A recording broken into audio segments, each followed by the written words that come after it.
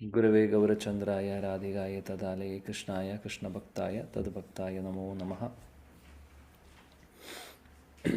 കൃഷ്ണായ വാസുദേവായ ദേവകീ നന്ദനായ ച നന്ദഗോപകുമാരായ ഗോവിന്ദായ നമോ നമഃ. കഴിഞ്ഞ ക്ലാസ്സിൽ നമ്മൾ ഏത് ശ്ലോകമാണ്? 18:46 അല്ലേ? 9 ശ്ലോകങ്ങളായി. 9ാമത്തെ ശ്ലോകമായിരുന്നു 18:46. കറക്റ്റാണോ?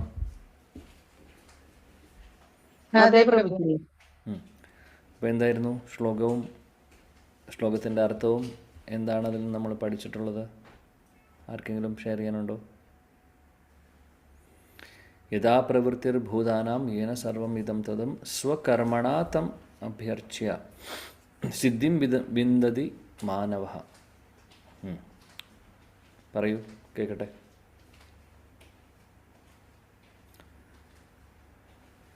ഹരേ കൃഷ്ണ. സർവജീവികളുടെയും പ്രഭവസ്ഥാനം സർവവ്യാപിയുമായ ഭഗവാനെ ആരാധിക്കുന്ന നിമിത്തം സ്വകർമ്മങ്ങളിൽ കൂടി ഒരു വ്യക്തിക്ക് പരിപൂർണതയിലെത്താം. ഓക്കെ, അത് വിവർത്തനമാണ്. ഓക്കെ, വേറെ എന്താണ് അതിൽ നിന്ന് മനസ്സിലാക്കുന്ന കാര്യങ്ങൾ എന്തൊക്കെയാണ്? വേറെ ആരെങ്കിലും പറയൂ.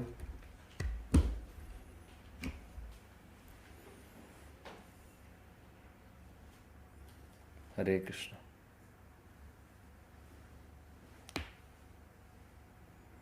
യെസ്,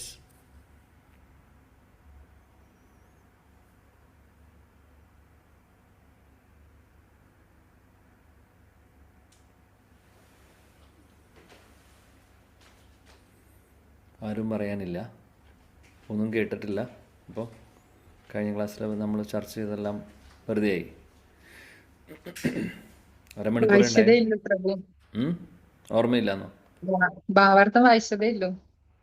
നമ്മള് വിസ്തരിച്ചെടുത്തില്ലേ, അടുത്ത ക്ലാസ്സിൽ എടുക്കുന്ന പറഞ്ഞതല്ലേ പ്രഭുജി. എന്നാലും ഓർമ്മയുള്ളത്. അരമണിക്കൂർ സംസാരിച്ചല്ലോ, അരമണിക്കൂർ ചർച്ച ചെയ്തു. അതിന് അരമണിക്കൂർ എടുത്തു. അപ്പൊ ഒന്നും പറഞ്ഞില്ലേ ആ സമയത്ത്? പറഞ്ഞു. ഓർമ്മയില്ല? ഇല്ല പ്രഭുജി, ഓർമ്മയില്ല. എഴുതി വെച്ചില്ലേ ഒന്നും, അതിനുള്ള ഇത് കിട്ടിയില്ല. അടുത്ത ആഴ്ച എടുക്കുന്നുള്ളത് പറഞ്ഞതുകൊണ്ട് ആരും ഒന്നും നോട്ട് ചെയ്തിട്ടുണ്ടാവില്ല അല്ലേ? Okay, no problem. അപ്പം നമുക്കൊന്നുകൂടെ വായിക്കാം. കണ്ടിന്യൂ. ആരെങ്കിലും ഒരാൾ ശ്ലോകം വായിച്ചോളൂ, അടുത്ത ആൾ ഭാവാർത്ഥവും വിവർത്തനവും വായിക്കൂ.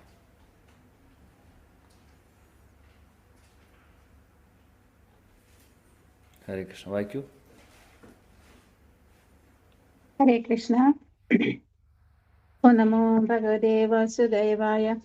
യഥാ പ്രവൃത്തിർഭൂതാനാം യേന സർവമിദം തദം സ്വകർമ്മണാ തമഭ്യർച്ച്യ സിദ്ധിം വിന്ദന്തി മാനവാഃ.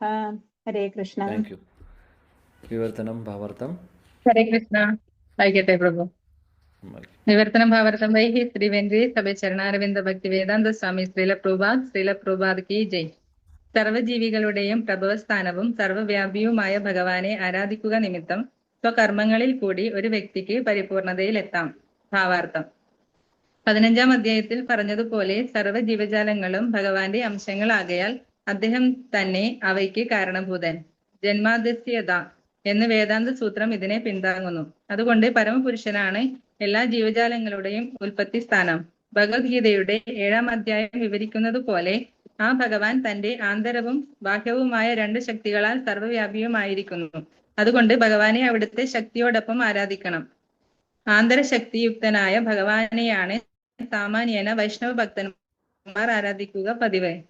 ആന്തരശക്തിയുടെ ഒരു തലതിരിഞ്ഞ പ്രതിബിംബം അത്രേ ബാഹ്യശക്തി. ഈ ശക്തി ഒരു പശ്ചാത്തലമാണ്. ഭഗവാൻ തന്റെ വിസ്തരണമായ പരമാത്മാവെന്ന നിലയിൽ എങ്ങും സ്ഥിതി ചെയ്യുന്നു. എമ്പാടുമുള്ള ദേവന്മാരുടെയും മനുഷ്യരുടെയും മൃഗങ്ങളുടെയും എല്ലാം പരമാത്മാവാണ് അദ്ദേഹം. അവിടുത്തെ ഒരംശമെന്ന നിലയിൽ ഓരോ ജീവന്റെയും കർത്തവ്യമാണ് ഭഗവത് സേവനം എന്ന് മനസ്സിലാക്കണം. എല്ലാവരും തികഞ്ഞ കൃഷ്ണാബോധത്തോടെ ഭക്തിയുത സേവനത്തിൽ ഏർപ്പെടണം എന്നാണ് ഈ ശ്ലോകത്തിന്റെ സന്ദേശം. ഇന്ദ്രിയങ്ങൾക്കുടമയായ ഋഷികേശനാണ് തന്നെ ഒരു സവിശേഷ പ്രവൃത്തിക്കായി നിയോഗിച്ചിട്ടുള്ളതെന്ന് ഓരോരുത്തർക്കും ഓർമ്മ വേണം. ആ കർമ്മത്തിന്റെ ഫലം കൊണ്ട് അവർ ശ്രീകൃഷ്ണ ഭഗവാനെ ആരാധിക്കുകയും വേണം. തികഞ്ഞ കൃഷ്ണാബോധത്തോടെ ഇങ്ങനെ അനുഷ്ഠിച്ചു പോന്നാൽ ഏതു വിഷയവും ഭഗവാന്റെ അനുഗ്രഹത്താൽ സുഗ്രാഹ്യമായി തീരും. അതാണ് ജീവിതത്തിന്റെ പരിപൂർണത. ഭഗവത്ഗീത വിശദമാക്കുന്നു. തേഷാമഹം സമുദ്ധർത്ത 12:7. അങ്ങനെയുള്ള ഒരു ഭക്തനെ ഉദ്ധരിക്കുന്ന ചുമതല ഭഗവാൻ സ്വയം ഏറ്റെടുക്കുന്നു എന്ന്. അതാണ് ജീവിതത്തിന്റെ പരമോന്നതി. ഏതു തൊഴിലിൽ ഏർപ്പെട്ടിരുന്നാലും ഒരു വ്യക്തി ഭഗവാനെ സേവിക്കുന്നു എങ്കിൽ അവൻ പരമോത്കൃഷ്ടമായ പരിപൂർണത നേടും. Hare Krishna. Hare Krishna. Thank you. So ഇവിടെ ഭഗവാൻ പറയുന്നു, അതായത് കർമ്മങ്ങൾ, പല കർമ്മങ്ങളും ചെയ്തുകൊണ്ടിരിക്കുന്നു ആളുകൾ, പല ടൈപ്പ് ഓഫ് കർമ്മങ്ങൾ ചെയ്തുകൊണ്ടിരിക്കുന്നു, നമ്മൾ പല ജോലികൾ ചെയ്യുന്നുണ്ട്. അപ്പോൾ സ്വധർമ്മം എന്തായാലും കുഴപ്പമില്ല. സ്വധർമ്മം എന്ന് ഉദ്ദേശിക്കുന്നത് സ്വകർമ്മണ എന്ന് പറയുന്നു ഇവിടെ. അതായത് സ്വധർമ്മം, അതായത് സ്വന്തം നമ്മുടെ കർമ്മങ്ങൾ എന്തൊക്കെയാണ്, നമ്മൾ ചെയ്യുന്ന ജോലികൾ അല്ലെങ്കിൽ ചെയ്യുന്ന കാര്യങ്ങൾ, ഈ കർമ്മങ്ങൾ ശാസ്ത്രത്തിന് വിരുദ്ധമാവരുത്.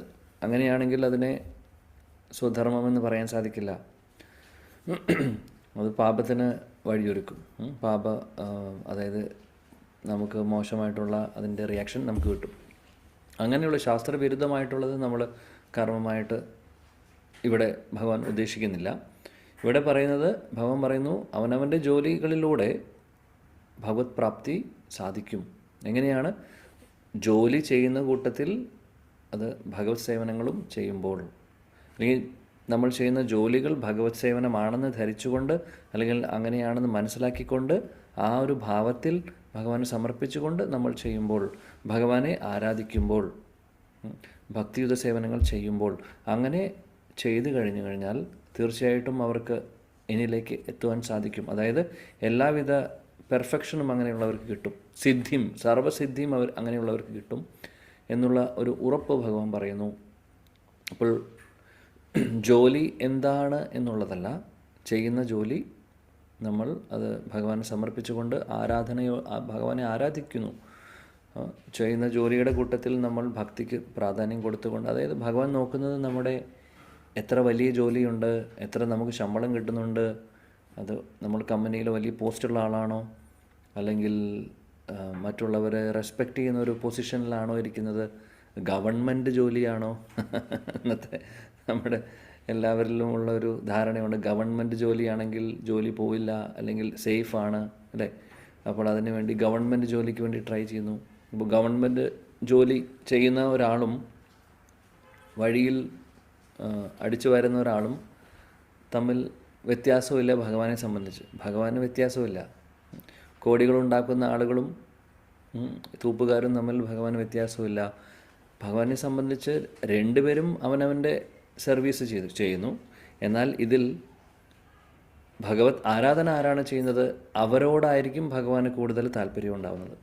ഇപ്പോൾ ഒരുപാട് പൈസ ഉണ്ടായിട്ട് കാര്യമില്ല, വലിയ സ്ഥാനത്തിരിക്കുന്ന ഒരാളായിരിക്കാം, ഭൗതിക തലത്തിൽ നോക്കിക്കഴിഞ്ഞാൽ വലിയൊരു ജോലിയുള്ള ആളായിരിക്കാം, ഒരുപാട് പൈസ ഉണ്ടാവും, ഒരുപാട് ആളുകൾ അവരെ ബഹുമാനിക്കുന്നുണ്ടാവും, എല്ലാവരും അറിയപ്പെടുന്ന ഒരു വ്യക്തിയായിരിക്കും, ഫേമസ് ആയിരിക്കും, അങ്ങനെയൊക്കെ. പക്ഷേ അതിലൊന്നും ഭഗവാനെ നമുക്ക് ആകർഷിപ്പിക്കാൻ സാധിക്കില്ല. ഈ ഒരു കാര്യം നമ്മളെപ്പോഴും ഓർക്കണം. അപ്പോൾ ചുറ്റും എന്തൊക്കെ ഐശ്വര്യങ്ങൾ നമുക്കുണ്ടെങ്കിലും അതൊന്നും ഭഗവാനെ നമുക്ക് ആകർഷിപ്പിക്കാൻ സാധിക്കില്ല.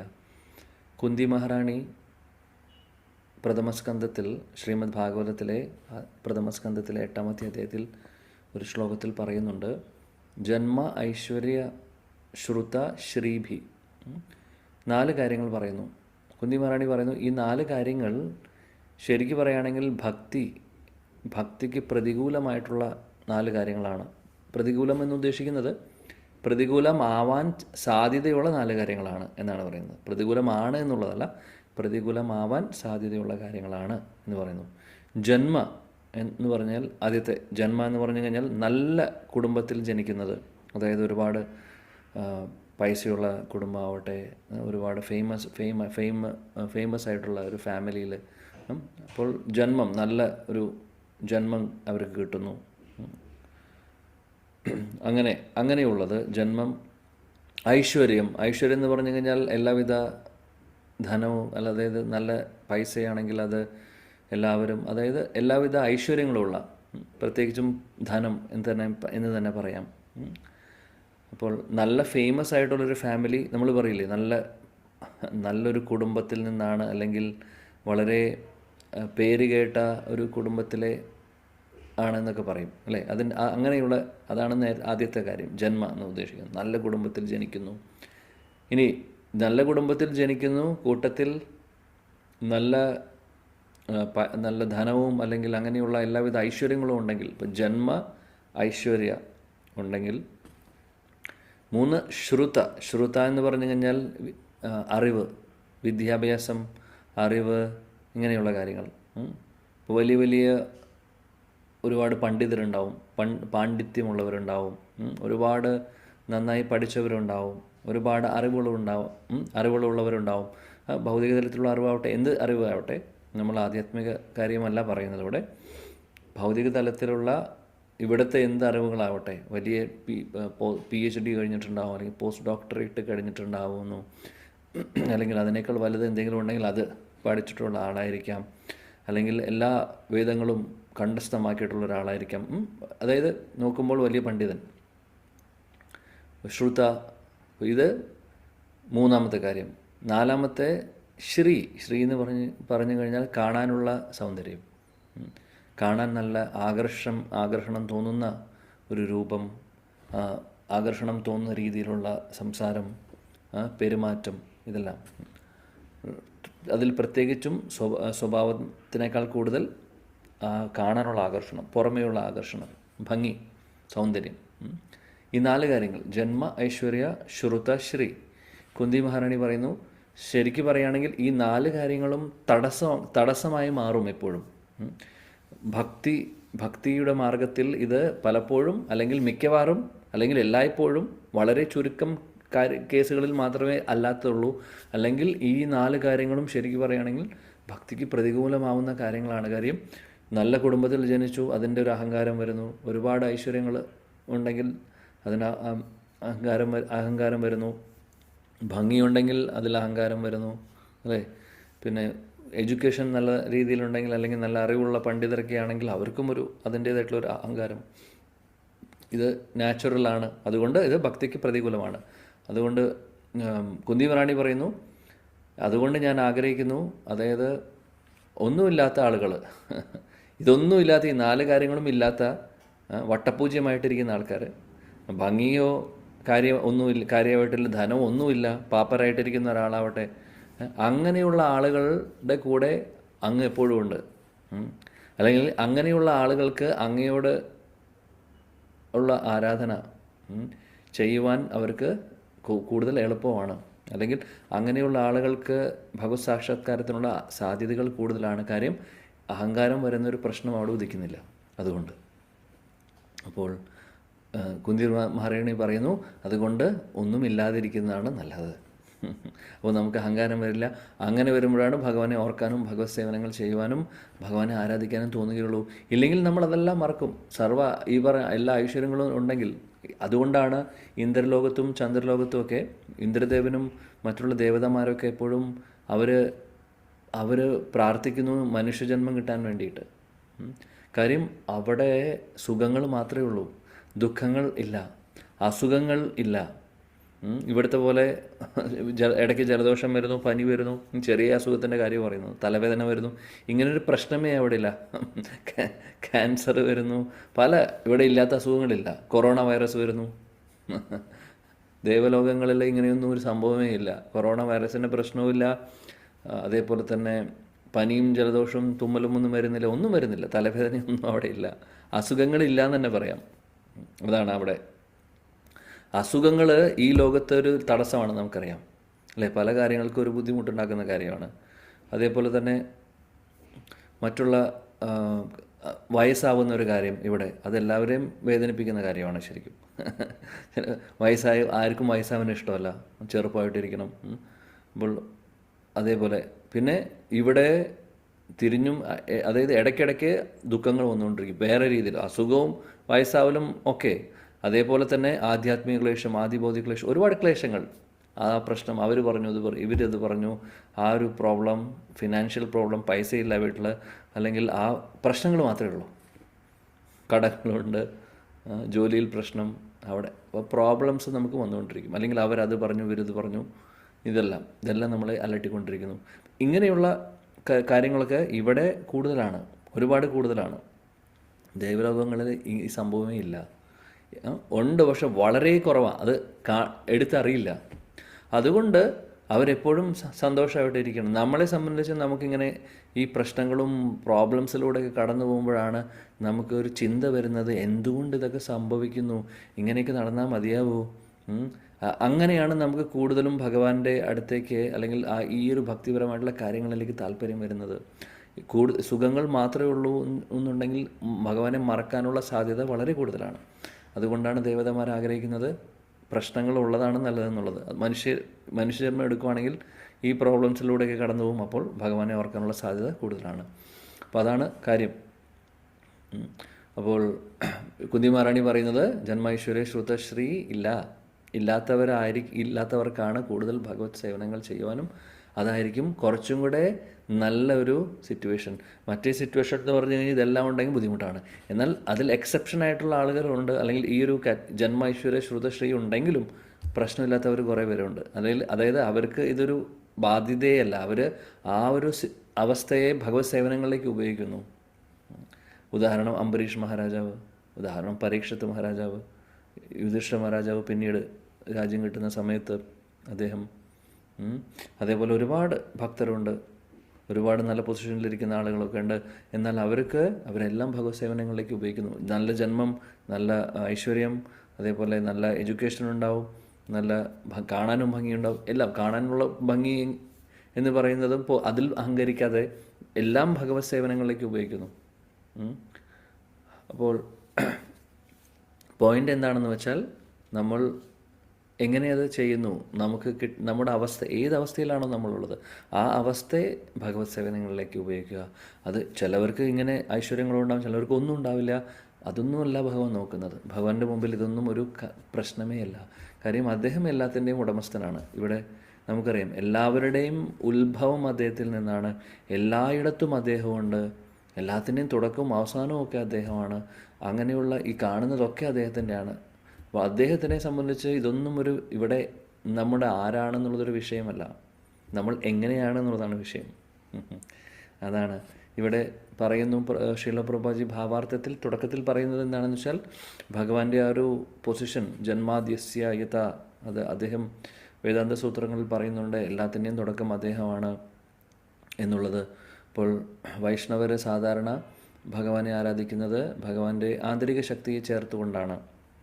ഭഗവാന്റെ ബഹിരാംഗ ശക്തിയാണ് നമ്മൾ ഈ കാണുന്ന ഭൗതിക ലോകത്തിൽ കാണുന്നത്. എന്നാൽ ഇവിടെയുള്ള കാര്യങ്ങളെ നമുക്ക് കൂടുതൽ ആകർഷണം വരുമ്പോഴാണ് നമ്മളിവിടെ ഇരിക്കുന്നത്. ആക്ച്വലി ഇവിടെ മായാശക്തി പ്രഭാവമുള്ള സ്ഥലമാണ് ഈ ഭൗതിക ലോകം. ഭൗതിക ലോകത്തിലെ ഭൗതിക ലോകം എന്ന് പറയുന്നത് നമ്മുടെ ശരിയായിട്ടുള്ളൊരു വീടല്ല. നമ്മുടെ ശരിയായിട്ടുള്ള നമ്മൾ ഇവിടെ വാടക വീട്ടിലിരിക്കുന്ന പോലെയാണ്. ആക്ച്വലി നമ്മുടെ സ്വന്തം വീട് ഇതല്ല. ഭഗവാനും ഭഗവാന്റെ ഭക്തരും ആധ്യാത്മിക ലോകമാണ് നമ്മുടെ ശരിയായിട്ടുള്ള വീട്.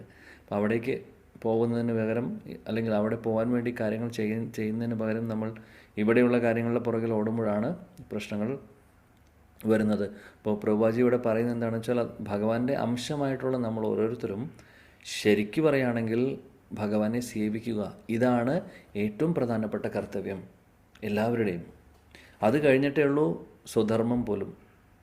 ഓക്കെ, സ്വധർമ്മത്തെ ഭഗവത് സേവനങ്ങളിലേക്ക് ഉപയോഗിക്കുന്നുണ്ടെങ്കിൽ ഓക്കെ, ഇല്ലെങ്കിൽ ആ ചെയ്യുന്ന കാര്യം വേസ്റ്റാണ്.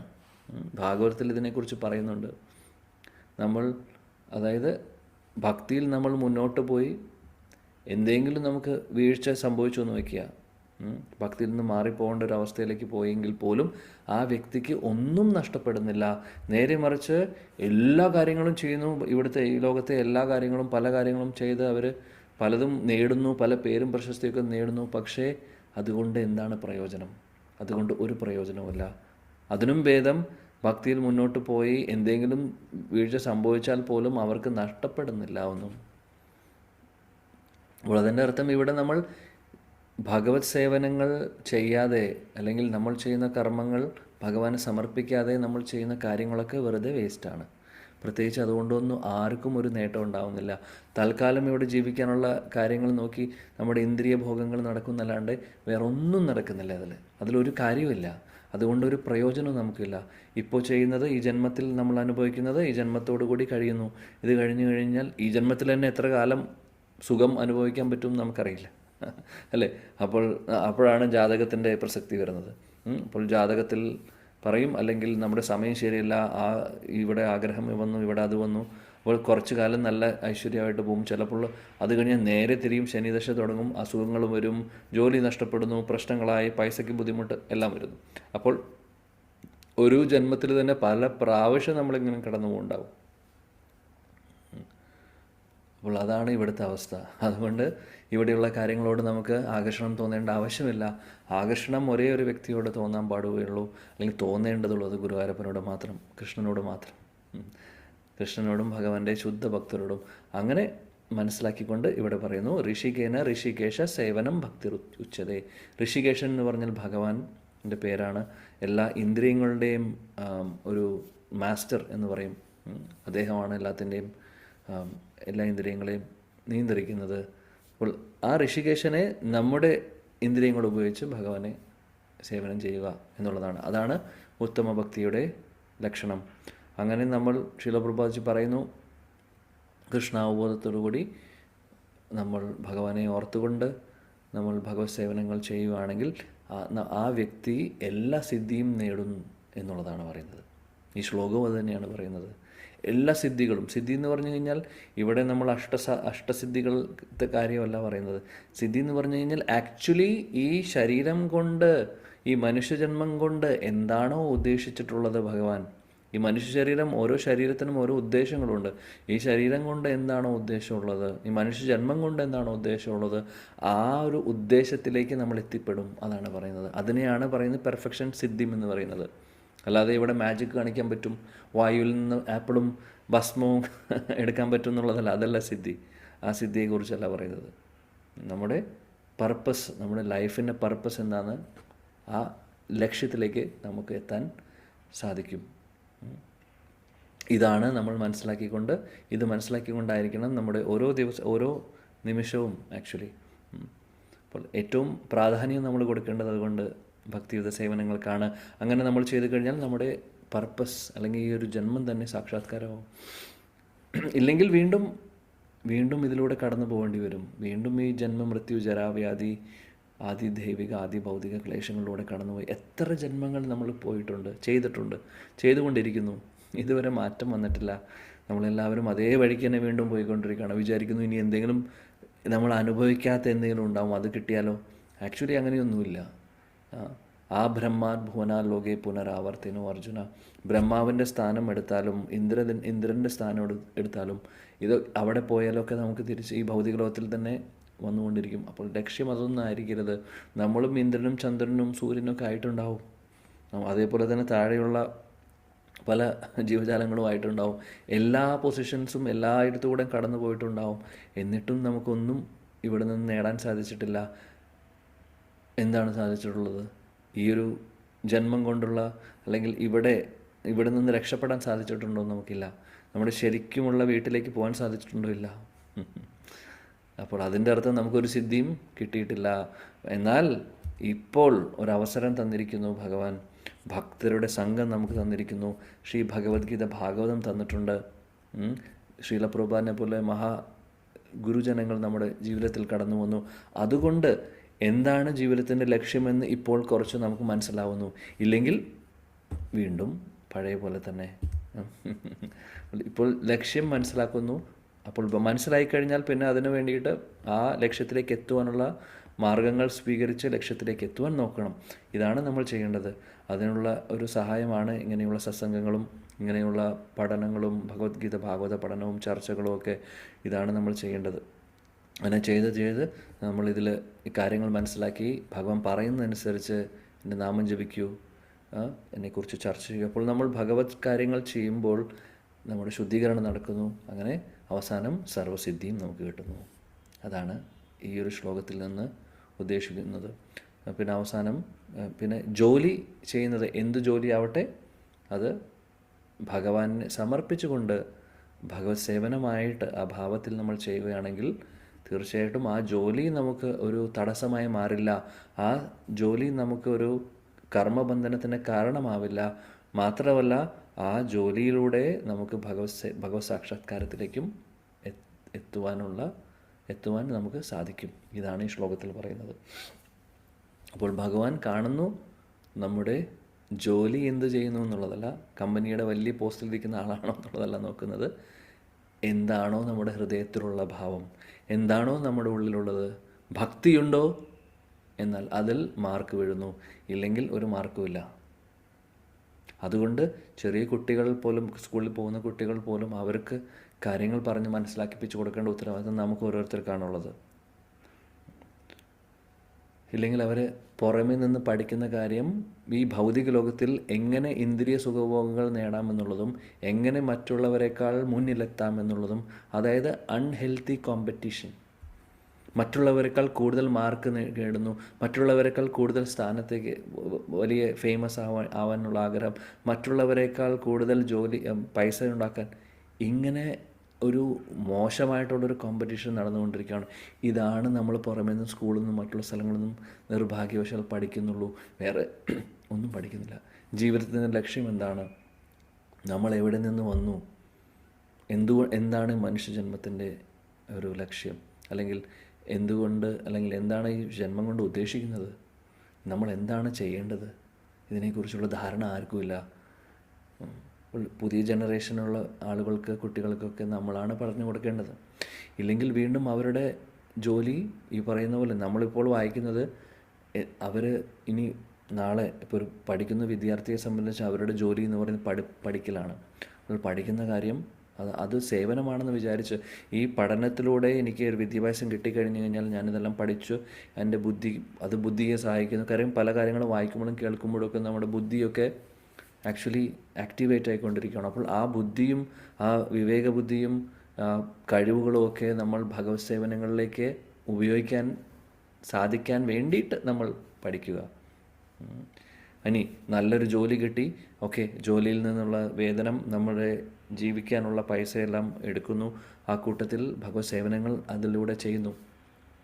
നമ്മുടെ വീട് തന്നെ ഭക്തി അല്ലെങ്കിൽ നമ്മുടെ ആശ്രമമാക്കി മാറ്റുന്നു. ആശ്രമമാക്കി മാറ്റുന്നു ഉദ്ദേശിക്കുന്നത് വേറെ ഒന്നുമല്ല, ഭഗവാനെ ആരാധിക്കുന്നു, അതേപോലെ തന്നെ നമ്മൾ ഭഗവാന് ഭക്ഷണം സമർപ്പിക്കുന്നു, പൂജാ കാര്യങ്ങൾ ചെയ്യുന്നു, ഭക്തരെ നമ്മൾ വീട്ടിലേക്ക് വിളിച്ച് പ്രസാദം കൊടുക്കുന്നു, സത്സംഗങ്ങൾ നടത്തുന്നു, കീർത്തനം നടത്തുന്നു.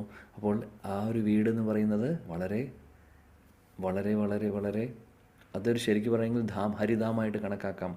ധാം എന്ന് പറയുന്ന വാക്കിൻ്റെ അർത്ഥം എന്താണെന്ന് വെച്ചാൽ എവിടെയാണോ ഭഗവാൻ വസിക്കുന്നത് അതിനെയാണ് ധാം എന്ന് പറയുന്നത്. വൃന്ദാവൻ ധാം, മായപ്പൂർ ധാം എന്ന് കേട്ടിട്ടുണ്ടാവും. അപ്പോൾ അവിടെ ഭഗവാന്റെ വാസസ്ഥലം, അതായത് ഭഗവാൻ അവിടെ നിത്യവുമുണ്ട്. കാര്യം അദ്ദേഹത്തിൻ്റെ നിത്യലീലകൾ നടന്നുകൊണ്ടിരിക്കുന്നു, അതുകൊണ്ട് ധാം എന്ന് പറയുന്നു. അതേപോലെ നമ്മുടെ വീടുകളിൽ നമ്മൾ ഭഗവത് സേവനങ്ങൾ ചെയ്യുകയാണെങ്കിൽ, ഭക്തി സേവനങ്ങൾ നമ്മൾ ചെയ്യുകയാണെങ്കിൽ വീടിനെ നമ്മൾ ധാമാക്കി മാറ്റാൻ സാധിക്കും. കാര്യം ശ്രവണം, കീർത്തനം, സ്മരണം, പാദസേവനം ഇങ്ങനെയുള്ള കാര്യങ്ങൾ എവിടെയാണോ ഉള്ളത് അത് ധാമാണ്, ഹരിധാമാണ്. കാര്യം അവിടെ ഭഗവാൻ വസിക്കുന്നു, ഭഗവാൻ അങ്ങനെയുള്ള സ്ഥലത്തായിരിക്കും ഉണ്ടാവുക. അല്ലാതെ ഭഗവാൻ എല്ലായിടത്തും ഉണ്ട് പരമാത്മാവായിട്ട്, അത് ആ ഒരു ഫിലോസഫി അല്ല നമ്മൾ പറയുന്നത്. എന്നാൽ ശരിക്കും അദ്ദേഹം പരമാത്മാവായിട്ട് മിണ്ടാതെ ഇരിക്കുന്ന ഒരവസ്ഥയായിരിക്കില്ല. ധാമം ആവുമ്പോൾ അവിടെ ഭഗവാൻ ആക്റ്റീവായിരിക്കും. അതാണ്. അപ്പോൾ നമ്മുടെ വീടിനെ ധാമാക്കി മാറ്റുക എന്നുള്ളതാണ്. അപ്പോൾ നമ്മുടെ ജോലി, നമ്മുടെ എല്ലാ സിറ്റുവേഷനും നമ്മൾ ഭഗവാനെ സേവനമാക്കി മാറ്റിക്കൊണ്ട് ചെയ്യുകയാണെങ്കിൽ എല്ലാവിധ സിദ്ധികളും നമുക്ക് നേടാൻ സാധിക്കും. ഇപ്പോൾ എന്ത് ജോലി എന്നുള്ളത് വിഷയമല്ല. അപ്പോൾ ഇതാണ് നമ്മുടെ വിഷയം, ഇതാണ് ഈ ഒരു ശ്ലോകത്തിൽ നിന്നുള്ള കാര്യം. എന്ത് ജോലി എന്നുള്ളതല്ല വിഷയം, അത് ചെയ്യുന്ന വ്യക്തി ചെറിയ ജോലിക്കാരനാവട്ടെ വലിയ ജോലിക്കാരനാവട്ടെ, ആ വ്യക്തിയുടെ ഹൃദയത്തിൽ ഭക്തിയുണ്ടോ എന്നാൽ അവർ സർവ്വസിദ്ധിയും നേടും. ഇതാണ് ഈ ഒരു ശ്ലോകത്തിലെ ചുരുക്കം പറയുകയാണെങ്കിൽ എസെൻസ് എന്ന് പറയുന്നത്. അപ്പോൾ അതുമായിട്ട് സംബന്ധിച്ച് പുരാണങ്ങളിലൊരു കഥ പറയുന്നുണ്ട്. വളരെ ഫേമസ് ആയിട്ടുള്ള കഥയാണ്, നിങ്ങളെല്ലാവരും കേട്ടതായിരിക്കാം. പക്ഷേ എന്നാലും കേൾക്കാത്തവരുണ്ടെങ്കിൽ അവർക്ക് കേൾക്കാം, അല്ലെങ്കിൽ കേട്ടവരും കേൾക്കാത്തവരും ഉണ്ടെങ്കിൽ പോലും കേട്ടവരാണെങ്കിലും വീണ്ടും കേൾക്കാം. ഭഗവാനെക്കുറിച്ചുള്ള എന്ത് കാര്യവും വീണ്ടും വീണ്ടും കേൾക്കുമ്പോഴും നമ്മുടെ ശുദ്ധീകരണമാണ് നടക്കുന്നത്. ഒരിക്കൽ ശ്രീപാദ് നാരദമുനി ഭഗവാന്റെ ഏറ്റവും പ്രിയപ്പെട്ട ഭക്തനാണ്. അദ്ദേഹത്തിന് എവിടെ വേണമെങ്കിലും പോവാം. അദ്ദേഹത്തിന് സ്വർഗ്ഗലോകങ്ങളിലേക്ക് പോവാം, നരകലോകങ്ങളിലേക്ക് പോവാം, ഇനി വൈകുണ്ഠത്തിലേക്ക് പോവാം, ഭൂമിയിലേക്ക് വരാം, എവിടെ വേണമെങ്കിലും പാസ്പോർട്ടും വിസയും ഇല്ലാതെ സഞ്ചരിക്കാം. അദ്ദേഹം ഫ്രീ ആണ്, എവിടെ വേണമെങ്കിൽ പോവാം. അങ്ങനെ ഒരിക്കൽ അദ്ദേഹം ഭൂമിയിലേക്ക് വരുന്ന സമയത്ത് അദ്ദേഹം ഒരു ബ്രാഹ്മണനെ കാണുന്നു. ഈ കഥ കേട്ടതായിരിക്കാം, എന്നാലും നമ്മുടെ ഒരു പ്യൂരിഫിക്കേഷന് വേണ്ടി നമ്മൾ ചർച്ച ചെയ്യുന്നു. അപ്പോൾ നാരദമുനി ഭൂമിയിൽ വന്ന് അദ്ദേഹം ഒരു സ്ഥലത്ത് പോകുന്ന സമയത്ത് അവിടെ ഒരു വരിഷ്ഠനായിട്ടുള്ളൊരു ബ്രാഹ്മണൻ ഒരുപാട് യജ്ഞങ്ങളും ഹോമങ്ങളും പൂജാവിധികളൊക്കെ ചെയ്തുകൊണ്ടിരിക്കുകയാണ്. ചെയ്യുന്നത് ഇദ്ദേഹം കാണുന്നു. നാരദമുനി അവിടെ വെയിറ്റ് ചെയ്യും, എന്തൊക്കെയാണ് അദ്ദേഹം ചെയ്യുന്നത് നോക്കാൻ വേണ്ടി. അപ്പോൾ വളരെ ഭംഗിയായിട്ട് ബ്രാഹ്മണൻ അതിമനോഹരമായിട്ട് അദ്ദേഹം വേദങ്ങളിൽ നിന്ന് പഠിച്ചതും കാര്യങ്ങളൊക്കെ ചെയ്യുന്നുണ്ട്. പൂജാതി വിധികളെല്ലാം ചെയ്ത് ഭംഗിയായിട്ട് ചെയ്യുന്നു. അപ്പോൾ അതെല്ലാം കഴിഞ്ഞതിന് ശേഷം നാരദമുനി അദ്ദേഹത്തോട് സംസാരിക്കാൻ പോകും. അപ്പോൾ നാരദമുനി കണ്ടപാടെ അദ്ദേഹം എഴുന്നേറ്റ് നിൽക്കുന്നു, നമസ്കരിക്കുന്നു. എന്നിട്ട് നാരദമുനിയോട് ചോദിക്കുന്നു, അങ്ങെങ്ങോട്ട് പോകുന്നു എന്ന് ചോദിക്കും. ശ്രീപാദ് നാരദമുനി പറയും ആ സമയത്ത്, ഞാൻ വിഷ്ണുവിൻ്റെ അടുത്തേക്ക് പോവുകയാണ് എന്ന് പറയും. കാര്യം നാരദമുനിക്ക് എവിടെ വേണമെങ്കിൽ പോകാൻ പറ്റുമെന്നറിയാം. അവർക്ക് ആ ബ്രാഹ്മണനറിയാം നാരദമുനിയുടെ ആ ഒരു സ്ഥാനവും അറിയാം, നാരദമുനിക്ക് എവിടെ വേണമെങ്കിൽ പോകാമെന്നുള്ളത് അറിയാം. അപ്പോൾ ശ്രീപാദ് നാരദമുനി പറയുന്നു, ഞാൻ വൈകുണ്ഠത്തിലേക്ക് വിഷ്ണുവിൻ്റെ അടുത്ത് പോവുകയാണ് ഇപ്പോൾ എന്ന് പറയും. ഇതിന് ശേഷം അങ്ങോട്ട് പോവുകയാണെന്ന് പറയും.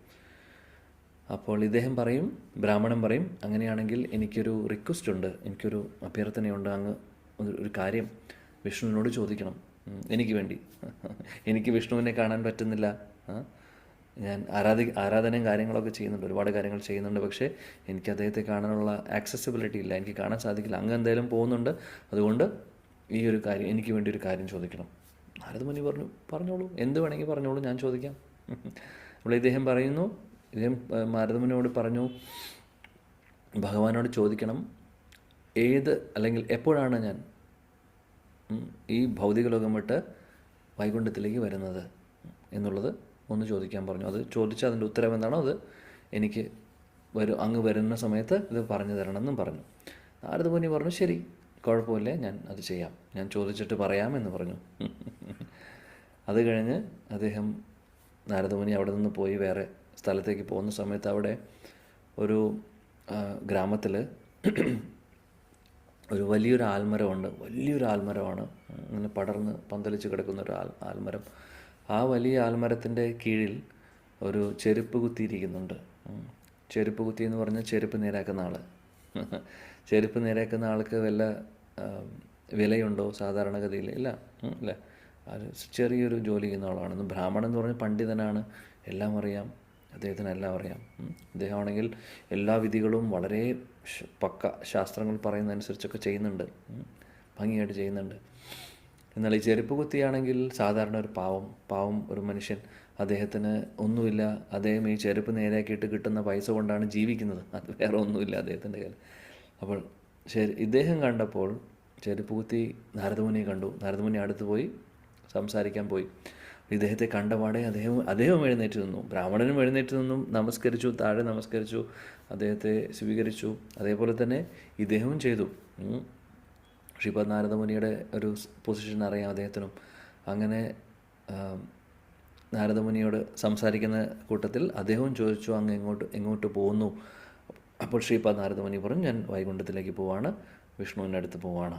അപ്പോൾ ഇദ്ദേഹം പറഞ്ഞു, എനിക്ക് ഒരു യോഗ്യതയില്ലാത്ത ഒരാളാണ്, എനിക്കൊന്നും അറിയില്ല, ഭഗവാനെ കാണാനുള്ളൊരു ഭാഗ്യം ഒന്നും എനിക്കില്ല, ഞാനൊരു സാധാരണ ഒരു ചെരുപ്പൂത്തിയാണ്. എന്നാൽ എനിക്കൊരു ചോദ്യമുണ്ട്, ആ ചോദ്യം ഒന്ന് നാരായണനോട് ചോദിക്കണം, വിഷ്ണുവിനോട് ചോദിക്കണം. അത് ചോദിച്ചിട്ട് എന്നോട് പറയണം. ശ്രീപാദ് നാരദമുനിയോട് പറയും. നാരദമുനി പറയും, തീർച്ചയായിട്ടും ഞാനത് ചെയ്യാം, എന്താണ് ചോദ്യം എന്ന് ചോദിച്ചു. അപ്പോൾ ബ്രാഹ്മണൻ ചോദിച്ച അതേ ചോദ്യം തന്നെയാണ് ഇദ്ദേഹവും ചോദിക്കുന്നത്.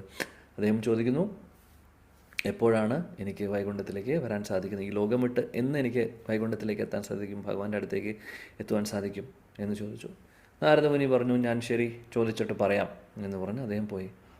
നേരെ പോന്നു വൈകുണ്ഠത്തിലേക്ക്. വിഷ്ണുവിൻ്റെ അടുത്ത് പോയി. വിഷ്ണുവിനെ കണ്ടപ്പോൾ ശംഖചക്രം സകിരീട കുണ്ടലം സപീതവസ്ത്രം സരസീരുഹേക്ഷണം സഹാര വക്ഷസ്ഥല കൗസ്തുഭം നമാമി വിഷ്ണും ശിരസാ ചതുർഭുജം. മഹാ ആ, മഹാവിഷ്ണു, ഭഗവാൻ വിഷ്ണു നാരായണൻ അദ്ദേഹത്തിൻ്റെ ആ ഒരു അതിമനോഹരമായിട്ടുള്ള സ്വരൂപം കണ്ട് ശ്രീപാദ് നാരദമുനി അദ്ദേഹത്തിൻ്റെ തൃപാദങ്ങളെ നമസ്കരിച്ചു. നാരദമുനിയോട് ചോദിച്ചു, എന്താണ് വാർത്ത, അങ്ങ് വന്നതിൻ്റെ ഉദ്ദേശം എന്താണ്, എന്തെങ്കിലും കാര്യമുണ്ടോ, പറയൂ, കാര്യങ്ങളൊക്കെ എങ്ങനെയാണ്. നാരദമുനിയാണെങ്കിൽ വിവരം എല്ലായിടത്തും പോകുന്നുണ്ട്. അപ്പോൾ എല്ലായിടത്തും പോയി എന്തെങ്കിലും ന്യൂസൊക്കെ ഉണ്ടെങ്കിൽ ഭഗവാൻ ചോദിച്ചു കഴിഞ്ഞാൽ നാരദമുനി പറഞ്ഞു കൊടുക്കും. അങ്ങനെയാണ്. ഭഗവാൻ അറിയാത്ത കാര്യമല്ല, പക്ഷേ ഭഗവാന്റെ ഭക്തരിൽ നിന്ന് അത് കേൾക്കാൻ ഇഷ്ടമാണ്. അപ്പോൾ നാരദമുനി പറഞ്ഞു, ഞാൻ ഇപ്പോൾ ഇവിടെ വരുന്നേക്കാൾ മുമ്പ് ഭൂമിയിൽ പോയിട്ടുണ്ടായിരുന്നു. അപ്പോൾ ഞാൻ 2 വ്യക്തികളെ കണ്ടു. ഒന്ന് ബ്രാഹ്മണൻ, 2 ചെരുപ്പൂത്തി. ഇവർ 2 പേരെയും കണ്ടു. അവർക്ക് 2 പേർക്കും ഓരോ ചോദ്യങ്ങളുണ്ട് അങ്ങയോട് ചോദിക്കാൻ വേണ്ടി. അപ്പോൾ എനിക്കത് ചോദിക്കണമെന്നുണ്ട്, ചോദിക്കട്ടെ എന്ന് ചോദിച്ചു. അപ്പോൾ വിഷ്ണു പറഞ്ഞു, തീർച്ചയായിട്ടും ചോദിക്കൂ, അങ്ങേക്ക് എന്താണ്, അവർക്ക് എന്താണ് ചോദിക്കാനുള്ളത് ചോദിച്ചോളൂ എന്ന് പറഞ്ഞു.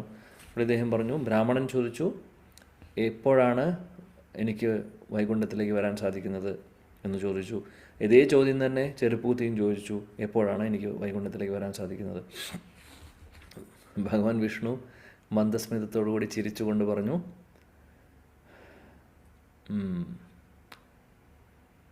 ഉത്തരം അദ്ദേഹം ഒന്നും പറഞ്ഞില്ല. അദ്ദേഹം പറഞ്ഞു, ഞാനൊരു കാര്യം പറയാം, ഞാൻ ഈ പറയുന്ന കാര്യം അവിടെ പോയി ഇവരോട് 2 പേരോടും പറഞ്ഞാൽ മതി.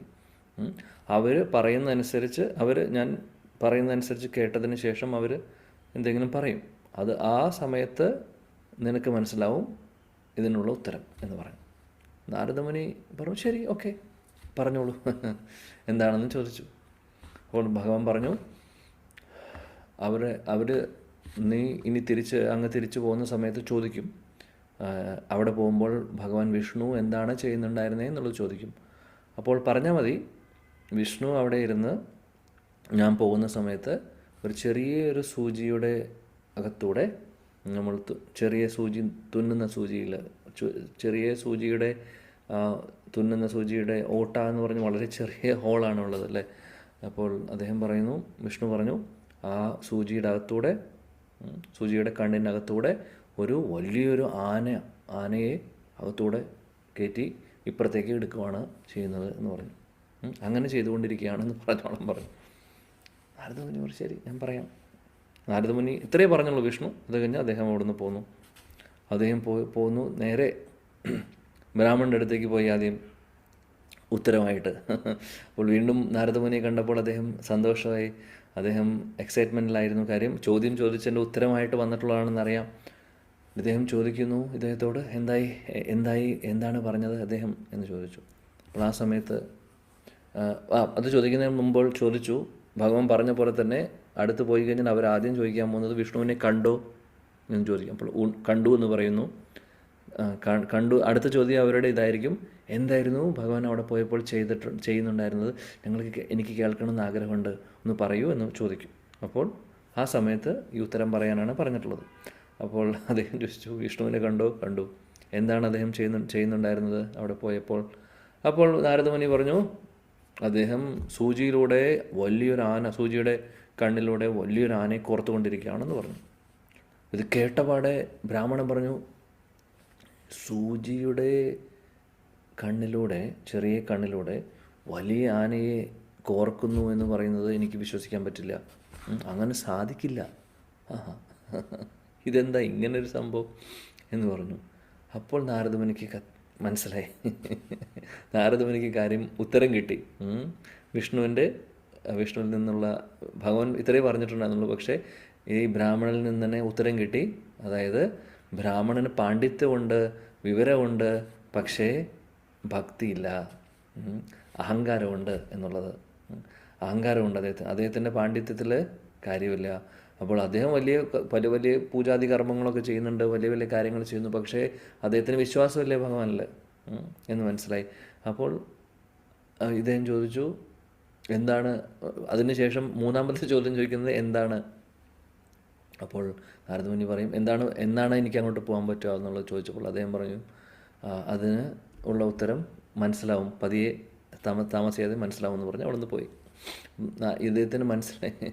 അദ്ദേഹം നേരെ ചെരുപ്പൂത്തിയുടെ അടുത്ത് പോയി, ചെരുപ്പൂത്തിയും ഇതേപോലെ കാണും, ചോദിക്കുന്നു എന്തായി എന്ന് ചോദിക്കുന്നു. അവിടെ പോയി കണ്ടോ ചോദിക്കുന്നു. കണ്ടു. എന്താണ് ചെയ്തുകൊണ്ടിരുന്നത്? ഇതേ കാര്യം തന്നെ പറയുന്നു. സൂചിയിലൂടെ കോർത്തുകൊണ്ടിരിക്കുന്നു ആനയെ. അത് കേട്ടപാടെ ചെരുപ്പൂത്തിയുടെ കണ്ണിൽ നിന്ന് വെള്ളം വന്നു. അദ്ദേഹത്തിന് സന്തോഷമായി. അദ്ദേഹം അവിടെ നിന്ന് എഴുന്നേറ്റ് നിന്ന് കൈയടിച്ചുകൊണ്ട് സന്തോഷത്തോടു കൂടി പറയുന്നു, എൻ്റെ ഭഗവാൻ അല്ലെങ്കിലും അങ്ങനെയാണ്, ഭഗവാന് സാധിക്കാത്തതായിട്ടുള്ള ഒരു കാര്യമില്ല. ഇത് കേട്ടപ്പോൾ നാരദമുനിക്ക് അത്ഭുതമായി. വലിയ സ്കോളറായിട്ടുള്ള ബ്രാഹ്മണൻ, എല്ലാ വേദങ്ങളും അറിയുന്ന ബ്രാഹ്മണനും അദ്ദേഹം പറയുന്നു ഇത് വിശ്വസിക്കാൻ പറ്റില്ല എന്ന് പറഞ്ഞു. ഒന്നും അറിയാതെ ചെരുപ്പൂത്തി പറയുന്നു, ഓഹോ എൻ്റെ ഭഗവാന്റെ മഹാത്മ്യത്തെക്കുറിച്ച് പറയാതിരിക്കാൻ അല്ലെങ്കിൽ പറയാൻ സാധിക്കില്ല, അത്രമാത്രം മഹാത്മ്യമാണ് അദ്ദേഹത്തിന്, എന്തും ചെയ്യാൻ പറ്റും. ആ വിശ്വാസത്തിനുള്ള വ്യത്യാസം മനസ്സിലായി. ചെരുപ്പൂത്തി പാവപ്പെട്ട ഒരാൾ, നിഷ്കളങ്കനായിട്ടുള്ളൊരു വ്യക്തി, എന്നാൽ അദ്ദേഹത്തിന് ബ്രാഹ്മണനാണ് ഈ അഹങ്കാരം. അപ്പോൾ ഇത് കേട്ടപ്പോൾ അപ്പോൾ നാരദമുനി ചോദിച്ചു, ഓക്കെ, എന്തുകൊണ്ട് നിനക്കത് വിശ്വാസം വന്നു എന്ന്. അപ്പോൾ നാരദമുനിക്ക് ഇഷ്ടമായി, ഉത്തരം ഇഷ്ടമായി. അതുകൊണ്ട് പറഞ്ഞു, എന്തുകൊണ്ട് നിനക്കങ്ങനെ തോന്നി എന്ന് ചോദിച്ചു.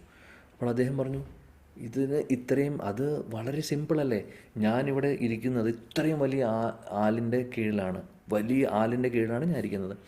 ഈ ആലിൽ ഞാൻ ഇവിടെ ഇരുന്ന് ചെരുപ്പ് കുത്താൻ തുടങ്ങിയിട്ട് കുറേ വർഷങ്ങളായി. ഞാൻ എന്നും കണ്ടുകൊണ്ടിരിക്കുന്നു ഒരുപാട് ആലിൻ്റെ കായകൾ ഇങ്ങനെ വീഴുന്നത് കാണാം. അങ്ങനെ അതിനകത്ത് ഒരുപാട് വിത്തുകളുണ്ട്. ഇതേപോലെ ആല് വളരാനുള്ള വിത്തുകൾ അതിനകത്തുണ്ട്. അപ്പോൾ ഇദ്ദേഹം പറയുവാണ്, ഇത്രയും വലിയ ചെടിയിൽ നിന്ന് വരുന്ന കായയുടെ അകത്ത് കുറേ വിത്തുകളുണ്ട്. അതിൽ ഒരു വിത്ത് എടുത്തു കഴിഞ്ഞാൽ ആ വിത്തിൽ നിന്ന് ഇതിനേക്കാൾ വലിയ ആൽമരം ഉണ്ടാവാൻ സാധിക്കുമെന്നുണ്ടെങ്കിൽ ഭഗവാന് ആനയെ എടുത്ത് സൂചിക്കകത്ത് കയറ്റാനാണോ അത്ര ബുദ്ധിമുട്ട് എന്ന് ചോദിച്ചു. അത് കേട്ടപ്പോൾ നാരദമുനിക്ക് ഒരുപാട് സന്തോഷമായി. അദ്ദേഹത്തെ ആലിംഗനം ചെയ്തുകൊണ്ട് പറഞ്ഞു, ഭഗവാൻ പറഞ്ഞു അല്ലെങ്കിൽ ഭഗവാൻ തീർച്ചയായിട്ടും നിന്നെ ഈ ജന്മത്തിൽ കൊണ്ടുപോകും, അത് ഉറപ്പാണ്. ഭഗവാൻ പറഞ്ഞു, നീ ഈ ജന്മത്തിൽ തന്നെ എൻ്റെ അടുത്തേക്ക് പോകും. അതുകൊണ്ട് നീ ഒന്നും കൊണ്ടും പേടിക്കണ്ട, നിൻ്റെ ജോലികൾ ചെയ്ത് ഇതേപോലെ മുന്നോട്ട് പോകും, ഭഗവാനെ ആരാധിച്ച് പ്രാർത്ഥിച്ചുകൊണ്ട് മുന്നോട്ട് പോയിക്കോളൂ. ഈ ജന്മത്തിൽ നിനക്ക് അവസാനം ഭഗവാന്റെ അടുത്തേക്ക് പോകാൻ സാധിക്കുമെന്ന്. അത് കഴിഞ്ഞ് പിന്നെ ബ്രാഹ്മണൻ്റെ അടുത്ത് വീണ്ടും പോയ സമയത്ത് ബ്രാഹ്മണനും കരഞ്ഞുകൊണ്ട് ചോദിക്കുന്നു, എന്നോട് ഉത്തരം പറയൂ, എന്താ ചെയ്യണ്ടേ, എന്താണ് പറഞ്ഞത്, എപ്പോൾ പോകാൻ പറ്റും? അപ്പോൾ നാരദമുനി പറഞ്ഞു, നിനക്ക് വിശ്വാസമില്ല ഭഗവാനിൽ. ആനയെ സൂചിയിലൂടെ കയറ്റുന്ന കാര്യം പറയുന്നപ്പോൾ നീ പറഞ്ഞു അത് നീ വിശ്വസിച്ചില്ല അല്ലേ? അതിൻ്റെ അർത്ഥം നിനക്ക് ഇപ്പോഴും വിശ്വാസമില്ല ഭഗവാനിൽ എന്നുള്ളതാണ്. അതുകൊണ്ട് അതിനുള്ള ഉത്തരം എന്താണെന്ന് വെച്ചാൽ നിനക്ക് ഇനിയും ഒരു 10,000 ജന്മങ്ങൾ മിനിമം എടുക്കേണ്ടി വരും. അതിനുശേഷമേ നിനക്ക് പെർഫെക്ഷൻ സിദ്ധി വരികയുള്ളൂ. അതിനുശേഷം നിനക്ക് പോകാൻ സാധിക്കുകയുള്ളൂ എന്നുള്ളത്. അപ്പോൾ ഇതിൽ നിന്ന് ഈ ഒരു കഥയിൽ നിന്നുള്ള സിമ്പിളായിട്ടുള്ള സ്റ്റോറിയാണ്. ഈ ഒരു കഥയിൽ നിന്നുള്ളൊരു പാഠം അതാണ്. ജോലി എന്ത് വേണമെങ്കിൽ ആവട്ടെ, രണ്ടുപേരുടെയും മനസ്സ് വ്യത്യാസമുണ്ട് അല്ലേ? ഒരാൾക്ക് നല്ല വിശ്വാസമാണ്, മറ്റാൾക്ക് ഭഗവാനിൽ ഒരുപാട് പാണ്ഡിത്യമുണ്ട്, വേദങ്ങളറിയാം, ബ്രാഹ്മണ കുടുംബത്തിൽ ജനിച്ചു, ഐശ്വര്യങ്ങളുള്ള വ്യക്തിയാണ്, പക്ഷെ പ്രയോജനമില്ല, ഭഗവാനിലുള്ള വിശ്വാസം കുറവാണ്. അതുകൊണ്ട് അവർക്ക് എന്ത് സിദ്ധി കിട്ടാനാണ്? അപ്പോൾ അഷ്ടസിദ്ധി കിട്ടുന്നതിനുള്ള കാര്യം, സിദ്ധി എന്ന് പറയുന്നത് ഭഗവത് പ്രാപ്തിക്ക് വേണ്ടിയിട്ടുള്ള സിദ്ധി. ഇത്രയും സിമ്പിളായിട്ടുള്ള ചെരുപ്പൂത്തി കിട്ടുന്ന കാര്യം അദ്ദേഹത്തിൻ്റെ മനസ്സങ്ങനെയാണ്, അദ്ദേഹത്തിൻ്റെ ഭാവം അങ്ങനെയാണ്, അദ്ദേഹത്തിൻ്റെ ഹൃദയത്തിലുള്ള വിശ്വാസവും ഭക്തിയും അങ്ങനെയാണ്. അതാണ് ഇതിൽ നിന്നുള്ളൊരു പാഠം.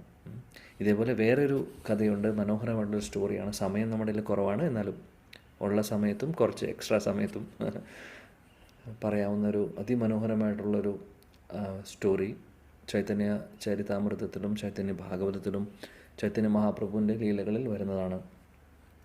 ബംഗാളിൽ ചൈതന്യ മഹാപ്രഭുവിൻ്റെ ആ ഒരു ആവിർഭാവ സ്ഥലം എന്ന് പറഞ്ഞു കഴിഞ്ഞാൽ നവദ്വീപ് എന്ന് പറയും, മായപ്പൂർ നവദ്വീപിലാണ് അദ്ദേഹം.